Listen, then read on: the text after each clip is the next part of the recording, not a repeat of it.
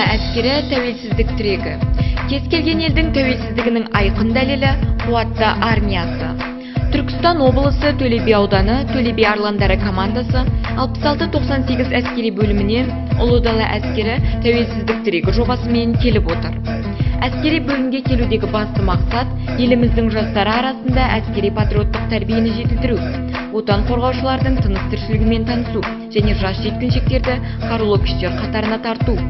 Отанды қорғай алу үшін әрбір азамат бірінші кезекте дені сау, патриот, батылары ержүрек, физикалық тұрғыдан шыныққан, білімді, саналы, парасатты болуы тиіс. Төле би арландары командасы қазіргі қолданысқа ие қару-жарақтармен танысып шықты. Ұлттық ұландар жас сарбаздарға әскери жаттығуларды қалай жасауын көрсетіп, саптық жаттығулардың қырлары мен сырларын таныстырды. Сарбаздармен бірге біздің жас сарбаздарымыздан түскі ас ішті. Темірдей тәртібін қатаң ұстанған отан қорғаушыларымыздың жатын бөлмелерінен мұнтаздай тазалықты байқадық. Төле би арландары командасының атынан сізге бір-екі сауал қойып жіберсем. Төтенше жағдайларға әскери бөлім жауынгерлері қаншалықты дайын? Төтенше жағдайларға біздің сарбаздар және біздің әскери бөлім толық 100% дайын деп айтуға нақ сенім айта аламын. Өйткені неге?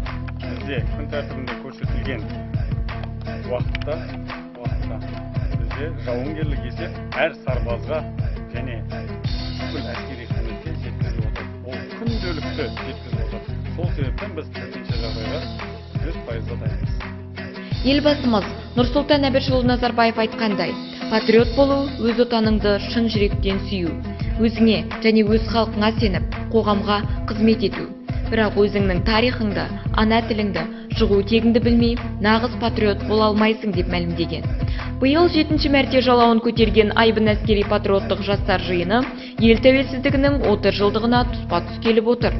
Өзінің егемендігін, тәуелсіздігін, тұрақтылығын сақтай алатын айбынды әскеріміз бар екеніне жас сарбаздар бүгінде көз жеткізіп отыр және біз өз қарулы күштерімізбен мақтанамыз.